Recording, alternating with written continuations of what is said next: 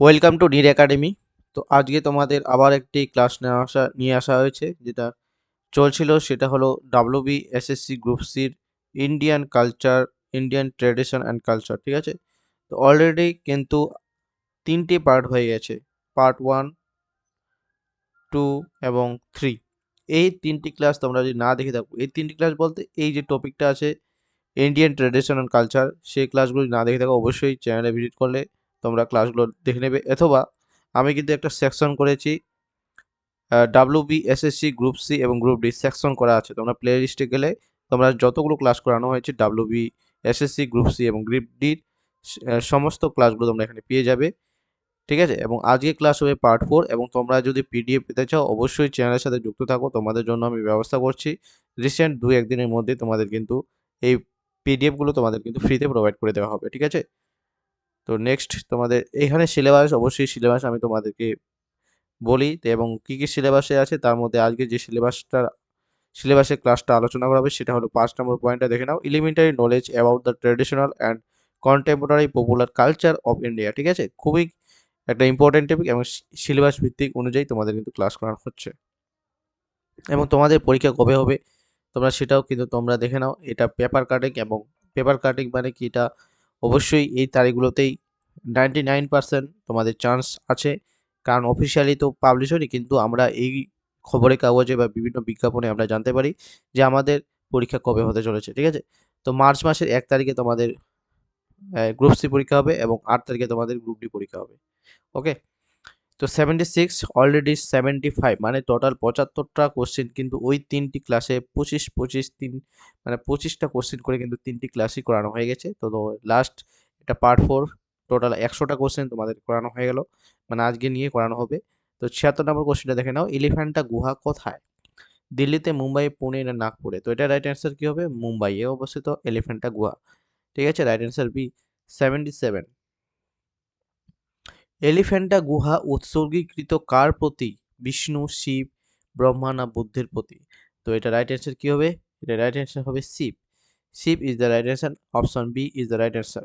78 78 নম্বর কোশ্চেন কি বলছে দেখে নাও, কাশ্মীরি শৈব দর্শনের প্রতিষ্ঠাতাকে? বাসুগুপ্ত, শঙ্করাচার্য, রামানুজ না মাধব? তো এটা রাইট অ্যান্সার কি হবে? কাশ্মীরি শৈব দর্শনের প্রতিষ্ঠাতা, এটা রাইট অ্যান্সার হবে বাসুগুপ্ত। তাহলে অপশন কি, এ ইজ দ্য রাইট অ্যান্সার, বাসুগুপ্ত। 79 কি বলছে, শঙ্করাচার্য কোন দর্শনের প্রবক্তা? দ্বৈত, বিশিষ্টাদ্বৈত, অদ্বৈত না শূন্যবাদ? তো শঙ্করাচার্য কোন দর্শনের প্রবক্তা? এই কোশ্চেনগুলো বুঝতেই পারছো, এই কোশ্চেনগুলো একটু হার্ড লেভেলের, তোমাদের মুখস্থ হতে হবে, এগুলো আমরা জীবনেও পড়িনি। ঠিক আছে, তো এই পরীক্ষার জন্য কিন্তু এগুলো পড়তেই হবে। ঠিক আছে, তো এটা রাইট অ্যান্সার হবে অদ্বৈত। শঙ্করাচার্য কোন দর্শনের প্রবক্তা? অদ্বৈত দর্শনের প্রবক্তা শঙ্করাচার্য। রামানুজ কোন দর্শনের প্রবক্তা? অদ্বৈত, দ্বৈত, বিশিষ্টাদ্বৈত, শূন্যবাদ? এখানে কি বলছে, রামানুজ কোন দর্শনের প্রবক্তা? তো এটা রাইট অ্যান্সার হবে সি, বিশিষ্টাদ্বৈত ইজ দ্য রাইট অ্যান্সার। 81 নম্বর কোশ্চেন দেখে নাও কি বলছে, মাধবাচার্য কোন দর্শনের প্রবক্তা? অদ্বৈত, দ্বৈত, বিশিষ্টাদ্বৈত না বৈদ্ধ? মাধবাচার্য কোন দর্শনের প্রবক্তা? এটা রাইট অ্যান্সার হবে দ্বৈত। মাধবাচার্য দ্বৈত দর্শনের প্রবক্তা। বৌদ্ধ ধর্মের প্রতিষ্ঠাতা কে? বৌদ্ধ ধর্মের প্রতিষ্ঠাতা মহাবীর, গৌতম বুদ্ধ না অশোক না নাগার্জুন? তো গৌতম বুদ্ধ হলো বৌদ্ধ ধর্মের প্রতিষ্ঠাতা, রাইট অ্যান্সার বি। 83 নম্বর কোশ্চেন দেখে নাও কি বলছে, জৈন ধর্মের 24তম তীর্থঙ্কর কে? ঋষভনাথ, পার্শ্বনাথ, মহাবীর না নেমিনাথ? তাহলে কি হবে, জৈন ধর্মের 24তম তীর্থঙ্কর হলো মহাবীর। ঠিক আছে, এবং ঋষভনাথ এবং আদিনাথ হলো জৈন ধর্মের প্রথম তীর্থঙ্কর। ঠিক আছে, প্রথম তীর্থঙ্করের নাম কি তাহলে? ঋষভদেব, ঋষভনাথ বা আদিনাথ। ঠিক আছে, এর অপর নাম কি? আদিনাথ।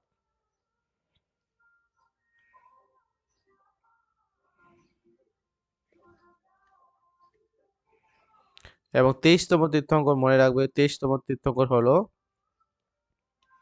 পার্শ্বনাথ বা পরেশনাথ। ঠিক আছে, 23তম তীর্থঙ্কর। ঠিক আছে, এইগুলো কোশ্চেন কিন্তু ভেরি ভেরি ইম্পর্টেন্ট, এবং পার্শ্বনাথের অপর নাম কিন্তু পরেশনাথ, এটাও তোমরা মুখস্থ রাখবে। অহিংসা কার মূলনীতি? অহিংসা কার মূলনীতি? বৌদ্ধ, জৈন, হিন্দু, ইসলাম। তো এটা রাইট অ্যান্সার হবে জৈন ধর্মের, জৈন ধর্ম। তো রাইট অ্যান্সার কি? বি। ঠিক আছে, তাহলে জৈন ধর্ম অহিংসার মূলনীতি। 85 নম্বর কোশ্চেন কি বলছে দেখে নাও। বৌদ্ধ ধর্মের ত্রিরত্ন, ত্রিরত্ন কি কি কি? আর ত্রিরত্ন কাদেরকে বলা হয়? বৌদ্ধ ধর্মের ত্রিরত্ন কি? এটা অ্যাকচুয়ালি কি? রাইট অ্যান্সার কি হবে বলো? বৌদ্ধ ধর্ম সংঘ, ব্রহ্মা, বিষ্ণু, মহেশ। সি বলছে গুরু, শিষ্য, শিক্ষা। ডি বলছে জ্ঞান, কর্ম, ভক্তি।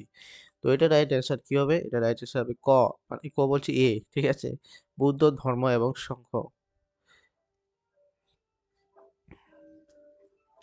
স্তূপের মূল উদ্দেশ্য কি? স্তূপের মূল উদ্দেশ্য বাসস্থান, মন্দির, ঋতু সংরক্ষণ না রাজপ্রাসাদ। তো স্তূপের মূল উদ্দেশ্য হলো স্তূপের ধাতু সংরক্ষণ। স্তূপের মূল উদ্দেশ্য হলো ধাতু সংরক্ষণ। C is the right answer. 87 নম্বর কোশ্চেন দেখে নাও। বৌদ্ধ সভা কয়টি? এক, দুটি, তিনটি, চারটি না পাঁচটি? বৌদ্ধ সভা, বৌদ্ধ সভা আমরা জানি টোটাল চারটি। প্রথম বৌদ্ধ সংহতি, দ্বিতীয় বৌদ্ধ সংহতি, তৃতীয় বৌদ্ধ সংহতি এবং চতুর্থ বৌদ্ধ সংহতি। ঠিক আছে, তো চতুর্থ বৌদ্ধ সংহতি কথা হয়েছিল কাশ্মীরে, এবং কার সময়ে? সম্রাট কনিষ্কের সময় কিন্তু চতুর্থ বৌদ্ধ সংহতি হয়েছিল। ঠিক আছে, কনিষ্ক। ঠিক আছে, এটা কনিষ্ঠ হয়ে গেছে, কনিষ্ক ইজার।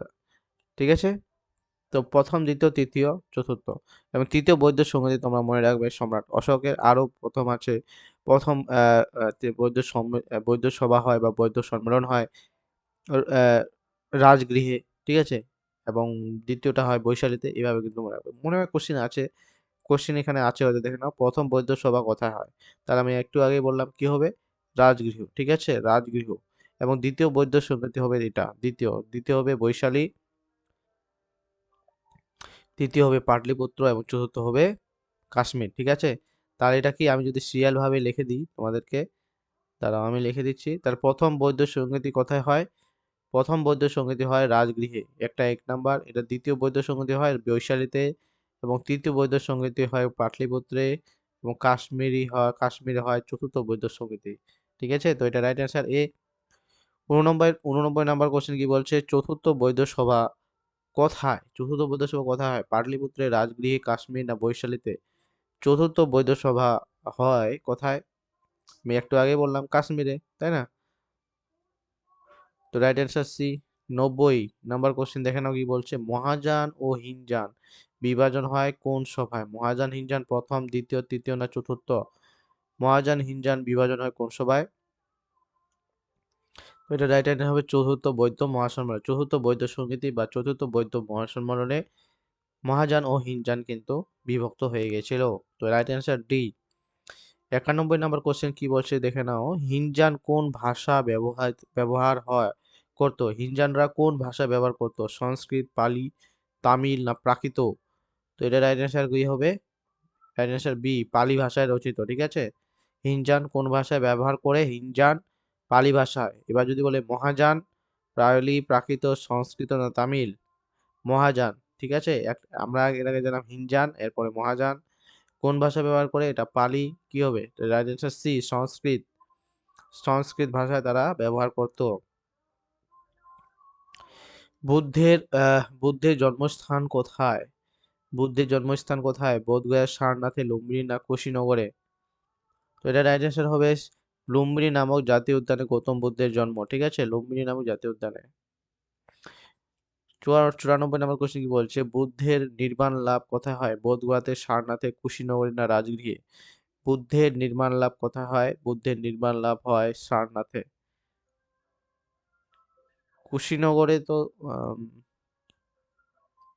ও সরি, আমি বুঝতে ভুল করেছি। প্রত্যেকটা কোশ্চেনে মানে ক্লাসে একটু বুঝতে অসুবিধা, ঠিক আছে? নির্বাণ মানে কি? মহাপরিনির্বাণ। ঠিক আছে, মহাপরিনির্বাণ, এটাকে মহাপরিনির্বাণও বলা হয়। আমি বুঝিয়ে বলে দিচ্ছি তোমাদেরকে, মহাপরিনির্বাণ। তো মহাপরিনির্বাণ কি? গৌতম বুদ্ধের দেহত্যাগকে বলা হয় মহাবিনির্বাণ বা নির্বাণ লাভ। ঠিক আছে, গৌতম বুদ্ধের দেহত্যাগ ভেরি ভেরি ইম্পর্টেন্ট। মহাবিনিষ্ক্রমণ কি? মহাবিনিষ্ক্রমণ মহাবীর নিষ্ক্রমণ হচ্ছে গৌতম বুদ্ধের গৃহত্যাগকে বলা হয় মহাবীর নিষ্ক্রমণ, ঠিক আছে। আর ধর্মচক্র প্রবর্তন হচ্ছে মহাবীর ধর্মচক্র বোধি বৃক্ষে যে বোধি জ্ঞান লাভ করেছিল সেটা হচ্ছে ধর্মচক্র। এবং গৌতম বুদ্ধ যে ধর্ম প্রচার করেছে সেটাকে বলা হয় ধর্মচক্র প্রবর্তন, ঠিক আছে। তো এটা রাইট অ্যান্সার কুশীনগরে দেহত্যাগ করেন গৌতম বুদ্ধ, ঠিক আছে। প্রথম ধর্মচক্র প্রবর্তন কোথায় হয়? প্রথম ধর্মচক্র প্রবর্তন কোথায় হয়? এটা রাইট অ্যান্সার কি হবে? সারনাথে প্রথম বৌদ্ধ ধর্মচক্র প্রবর্তন করেন, ঠিক আছে। তো রাইট অ্যান্সার বি। অষ্টাঙ্গিক মার্গ কোন ধর্মের? অষ্টাঙ্গিক মার্গ কোন ধর্মের? হিন্দু, জৈন, বৌদ্ধ না শিখ? অষ্টাঙ্গিক মার্গ হলো সি, বৌদ্ধ ধর্মের হচ্ছে অষ্টাঙ্গিক মার্গ, ঠিক আছে। 97 নম্বর কোশ্চেন দেখে নাও। ত্রিপিটক কোন ধর্মগ্রন্থ? ত্রিপিটক কোন ধর্মগ্রন্থ? হিন্দু, বৌদ্ধ, জৈন না শিখ? ত্রিপিটক হলো রাইট অ্যান্সার হলো বৌদ্ধ ধর্ম। বৌদ্ধ ধর্ম হলো ত্রিপিটক। পালি ভাষায় ত্রিপিটক লেখা হয়, হ্যাঁ না আংশিক না অজানা? পালি ভাষায় ত্রিপিটক লেখা হয়?